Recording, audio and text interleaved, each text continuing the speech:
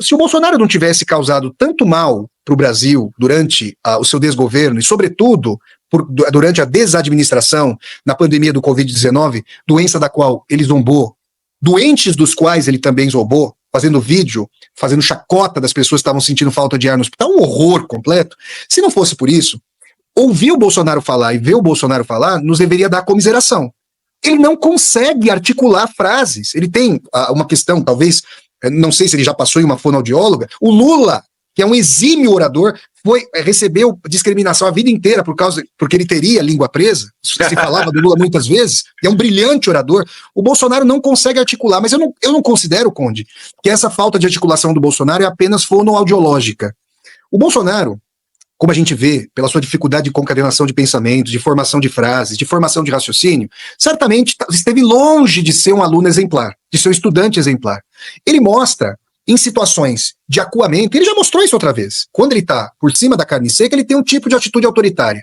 Muitas vezes, quando se sente acuado, se mostra chorando, se mostra recuando. Então, mesmo com a assessoria do Temer, não é a primeira vez que ele tem essa atitude de rabinho entre as pernas. Agora, eu quero dizer que existe aí um traço de personalidade, fala aqui o Dostoiévskiano, a Vassoler, que gosta tanto do Dostoiévski, que se esmerou como grande psicólogo, o Dostoiévski, porque sabe aquela pessoa que tem que se colocar diante dos pares e sabe que os pares estão acima, sabe que a pessoa não está ali, tem um nome isso hoje, a síndrome de impostura.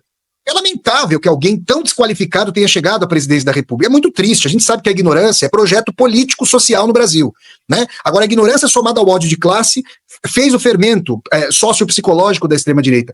Essa cacofonia, essa trava das palavras, ela dá uma dimensão de uma insegurança, de uma psicologia da insegurança, do medo, da hesitação do Bolsonaro de se colocar e ser julgado. Quantas e quantas vezes, em termos intelectuais, ele deve ter passado por humilhações, por sensação de inadequação, por ser alguém, por ser o café com leite. Na época a gente jogava bola, quem não sabia jogar, que era o último escolhido, a gente chamava de café com leite. Intelectualmente, certamente o Bolsonaro passou por muitas situações assim. E eu diria que esses traços na fala de cacofonia, de quebra do discurso, de impostação completamente tíbia, claudicante, coxiante, triste ver isso. Daria comiseração. Humanamente, eu sentiria comiseração não fosse uma pessoa que tanto mal fez para o Brasil, a população brasileira, na pandemia, zombando de pessoas que morreram do Covid, zombando da doença. Então eu queria trazer esse traço, porque eu não vi a análise sobre isso, eu acho importante mencionar esse aspecto, Conde. Importante essa leitura tua, inclusive a comunidade aqui está acusando isso, o Josi Gomes dizendo, leitura excelente do Vassoler, porque de fato o Lula sempre foi acusado, né? Até a Dilma Rousseff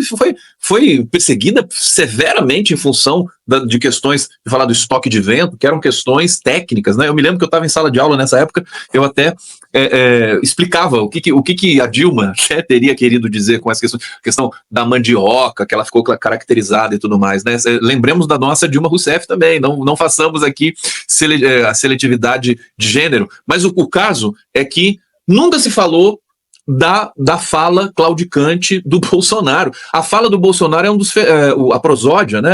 A questão fonológica, fonético-fonológica do Bolsonaro é quase uma patologia, gravíssimo. Ele não fala, é gravíssimo, ele não fala Constituição, ele fala Conção. Dentro das 4 linhas da Conção, ele suprime um sem número de questões morfológicas. E nunca ninguém falou nada.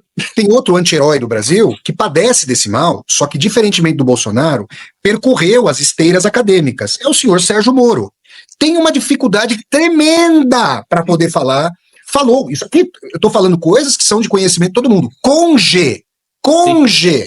Gente, o direito civil, ele é um jurista, né? Cônjuge. É uma palavra básica. É outra pessoa que, olha, eu não conheço a formação do senhor Sérgio Moro, não sou jurista, eu julgo tanto por seu pertencimento político, do qual discordo até o fim da minha vida, do qual vou discordar até o fim da vida, mas quando eu vi falar, é vergonhoso.